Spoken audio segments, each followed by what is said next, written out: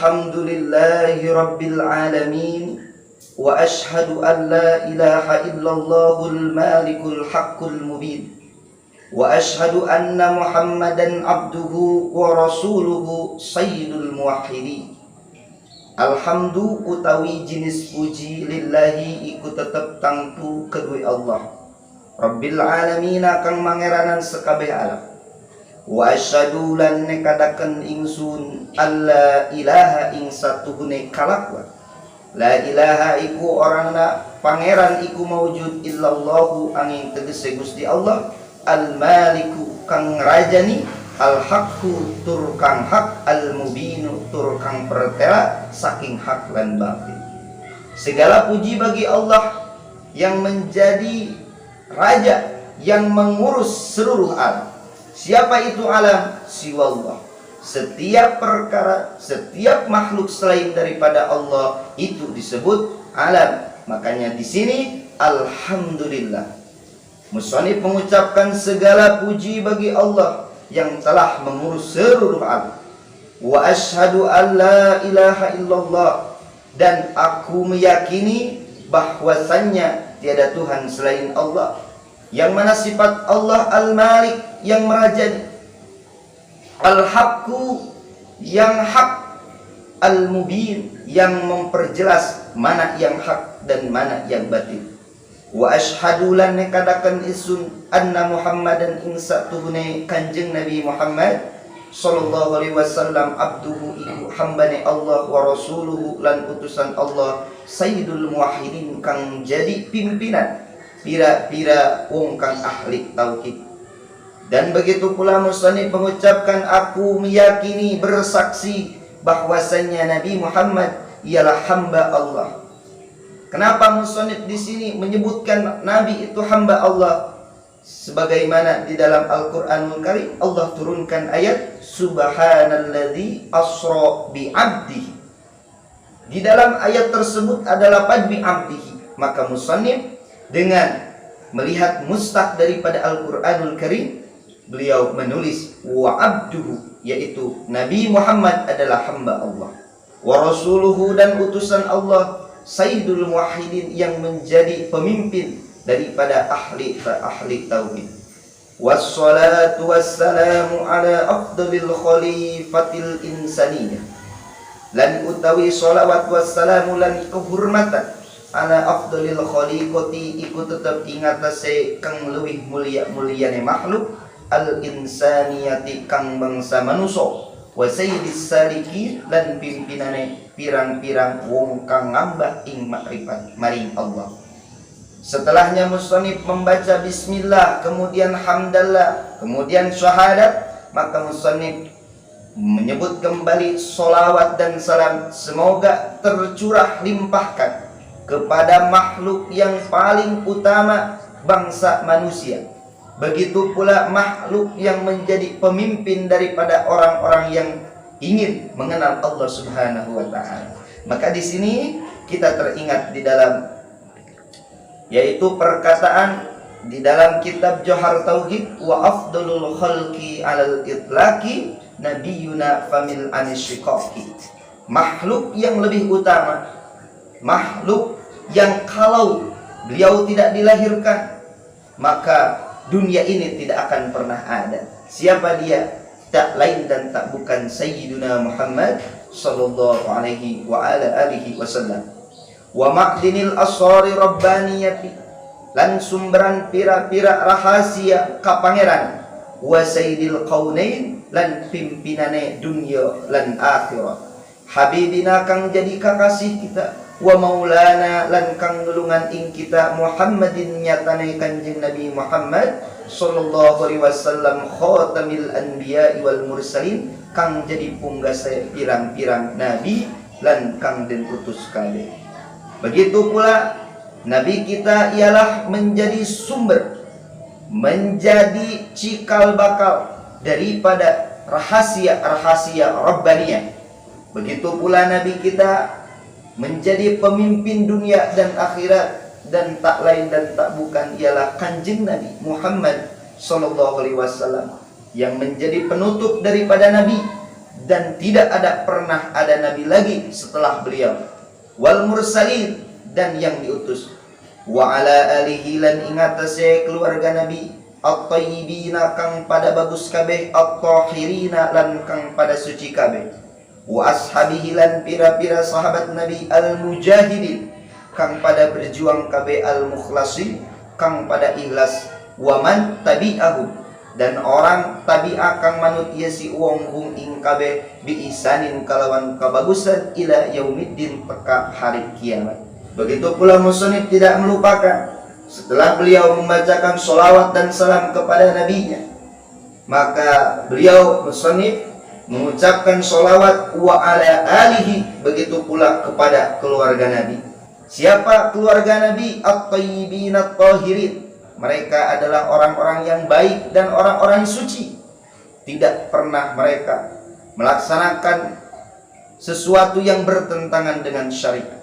Maka di dalam thariqah ataupun di dalam paham Ahlus Sunnah wal Jamaah, kita sebagai pengikutnya meyakini bahwa keluarga Nabi tidak mempunyai sedikit pun kekurangan, tidak mempunyai, yaitu tidak mereka melaksanakan sesuatu yang dapat menjatuhkan mereka kepada kekafiran. Begitu pula setelah keluarga Nabi, mereka menyebutkan sahabat-sahabat Nabi yang berjuang dan yang ikhlas. Waman tabi'ahum bi ihsanin ila yaumin. Waman, dan orang yang mengikuti kepada mereka. Begitu pula kita sebagai umat akhir zaman, yaitu merasa diri kita ini tidak mempunyai apa-apa, tidak bisa apa-apa, namun hanya sedikit pengharapan daripada kita, semoga kita diakui menjadi umatnya Kanjeng Nabi Muhammad sallallahu alaihi wasallam. Dan juga kita termasuk kepada orang-orang waman tabi'ahum bi ihsan, kepada orang-orang yang mengikuti kepada mereka di dalam kebaikan sampai hari kiamat. Amin ya rabbal alamin. Amma ba'du fayaqulul abdu dalilu al-mubtakiru li rahmati rabbihil maulal muqtadir. Maka setelah musannif mengawali bismillah, mengawali hamdalah, syahadat salawat kepada Nabi, keluarga Nabi dan sahabat, dan serta kepada kita, maka di sini musannif mengucapkan fayaqulul abdu dalil, hamba yang hina, yang banget, yang sangat membutuhkan kepada kekasih Allah, yang sangat membutuhkan rahmatnya Allah, al-maulal muqtadir. Siapa dia? Beliau adalah guru saya, Syekh Ahmad Qurtubi Jailani Al-Bantani, razaqahullahu ta'ala al-istiqamah. Semoga Allah memberikan rezeki kepada beliau berada di dalam keistiqomahan, ala syariatihi fi turi hayati, di dalam syariatnya Nabi selama hidupnya. Amin ya rabbal alamin. Di sini beliau yaitu Syekh Ahmad Qurtubi Jailani mengucapkan, mengawali daripada kitab syarah ini, yang mana perlu diketahui bahwa kitab ini merupakan kitab syarah daripada kitab gurunya, yaitu Syekh Muhammad Badruddin Sofiyullah, yang mana beliau adalah salah satu dewan pengajar di Ponpes Warudoyo. Dan semoga kita semua diberikan kemudahan di dalam segala hal. Amin ya rabbal alamin. Beliau dipinta untuk menyerahi kitab ini. Nah, sehingga kitab yang dikarang oleh gurunya yaitu Syekh Muhammad Badruddin Sofiyullah itu merupakan matan, dan beliau menyerahi daripada kitab gurunya. Karena di dalam konteks kitab kuning itu ada 3. Yang pertama ada kitab matan, yang kedua ada kitab syarah, yang ketiga ada kitab hasiah yaitu catatan kaki. Dan ini merupakan kitab syarah daripada gurunya yaitu Syekh Badruddin Sofiyullah Al-Wardayani. Taghammadahullahu birahmatihi wa ridwan. Semoga Allah meliputi para guru-guru kita semua dengan rahmat dan keridhaan Allah Subhanahu wa taala bi syarhi kitabihi kalawan mertelaaken kitab Imam Syekh Muhammad Badruddin al-musamma bi Jawahiril Qala'id fi bayani dalail ilmi tauhid, di dalam menjelaskan tentang dalil-dalil daripada ilmu tauhid.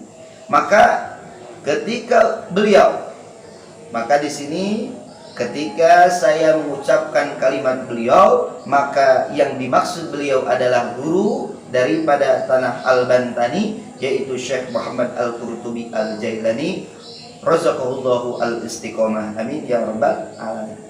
Kenapa saya mengatakan seperti itu? Karena saya tafaulan mengikuti daripada ulama-ulama terdahulu, sehingga ada suatu kitab yang keterangannya sebagai berikut. Ketahuilah, ketika aku mengucapkan kata guru di dalam kitab ini, di dalam kitab Ittihaful Murid ini, maka yang aku maksud adalah guru, yaitu Syekh yang mengarang kitab Jawahiril Qala'id. Ini adalah perkataan dari guru saya di beliau di Banten. Beliau itu dari mana? Beliau pun tafaulan lil alim al-alamah al-imam al-hafidh Jalaluddin As-Suyuti.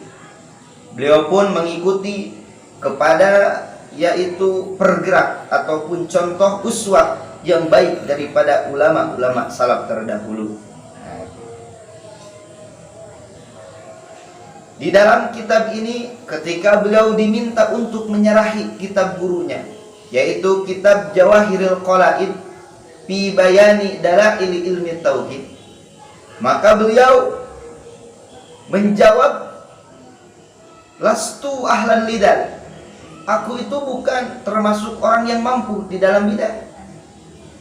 Maka ketika terus beliau diminta, kalau tidak salah sampai 3 kali beliau diminta untuk menyerahi kitab gurunya, maka dengan kerelaan hati, dengan ketawaduan beliau, maka beliau menjawab, ajabtuhu lidari, aku menjawab panggilan daripada guru.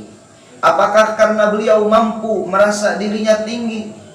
Apakah beliau ketika menjawab perintah gurunya itu lantas dia mengatakan, oh saya bisa? Bukan. Tapi dengan elat imtisalan li amrihi, beliau hanya turut karena perintah daripada guru. Masya Allah. Sehingga menjadi pelajaran untuk kita semua, bahwasanya jadikan guru itu suatu panutan. Ketika guru memerintahkan suatu yang tidak bertentangan dengan syariat, kita terima, kita tawadu, kita laksanakan dengan sebaik-baiknya. Yang kedua, warojaan li barokatihi, mengharapkan kebarokahan yang ada di guru kita semua. Karena sejatinya orang yang barokah itu lebih untung daripada orang yang tidak barokah. Apakah kita mengkaji, apakah kita mengaji setiap malam dan setiap siang hanya mengharapkan kepintaran? Tidak.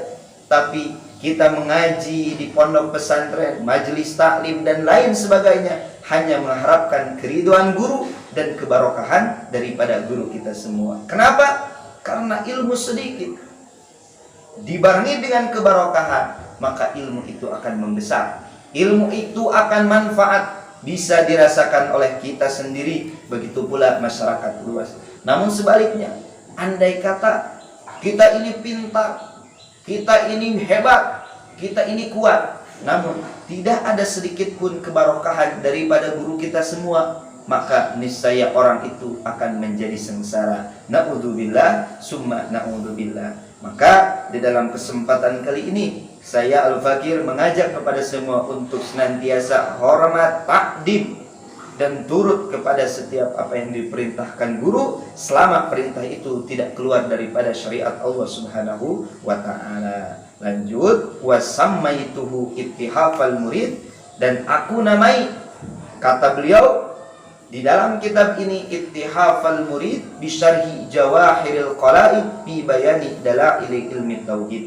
Kitab ini dinamai dengan Ittihaful Murid bil jam'i bainal manquli wal maqtul. Jadi di dalam kitab ini dijelaskan bagaimana sifat Allah, bagaimana sifat Rasul menurut atau di dalam dalil nakli maupun dalil akli. Beliau kumpulkan itu. Kenapa? Karena zaman terdahulu banyak ada orang yang sangat mentuhankan akal.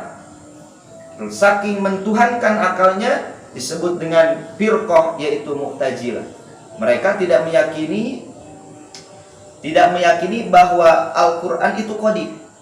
Mereka meyakini bahwa Al-Quran itu yaitu baru, tidak meyakini qadim. Kenapa? Karena mereka berdasarkan dengan akalnya, dan mereka termasuk yaitu firqah dolalah, firqah yang celaka.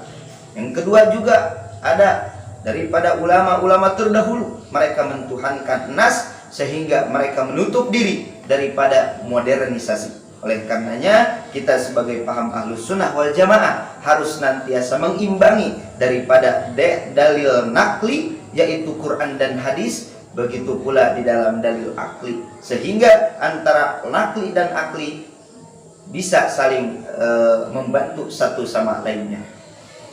Wallahal azim as'alu. Di dalam akhir daripada pembukaan ini, musannif mengatakan wallahal adima as'alu, ing Allah al adima kang agung as'alu ngajalu isu, aku meminta kepada Allah yang agung, wa binabiyhi al karim atawassal, dan dengan nabinya yang mulia aku menjadikan tawassul kepadanya. Meminta doa apa musannif? Ayyuwafiqani wa ahbabi limaradatihi. Semoga Allah memberikan kepada kita, kepada aku terkhusus beliau, dan juga kepada kita terumumnya, untuk memberikan taufik daripada Allah kepada kita.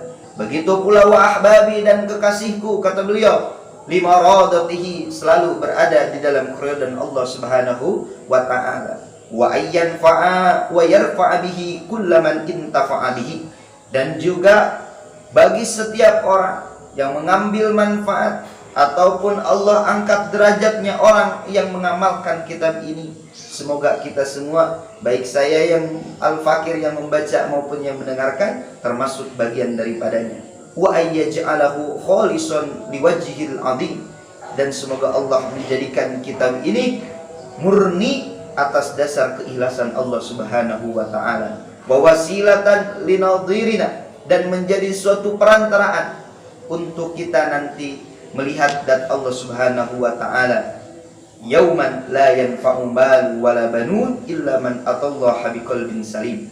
Di hari yang tidak ada manfaat harta dan tidak ada manfaat anak-anak kita, illa man atallaha biqalbin salim, kecuali apa yang Allah datangkan ataupun kita yang mendatangkan kepada Allah dengan hati yang selamat. Semoga kita semua dijadikan oleh Allah menjadi orang-orang yang tidak tertipu dengan harta dunia, tidak tertipu dengan anak-anak kita, tapi kita selalu Allah berikan hidayah untuk kita semua, sehingga kita berada di jalan yang lurus yang Allah ridhoi. Amin ya Allah ya Hayyu ya Qayyum ya Dzal Jalali wal Ikram.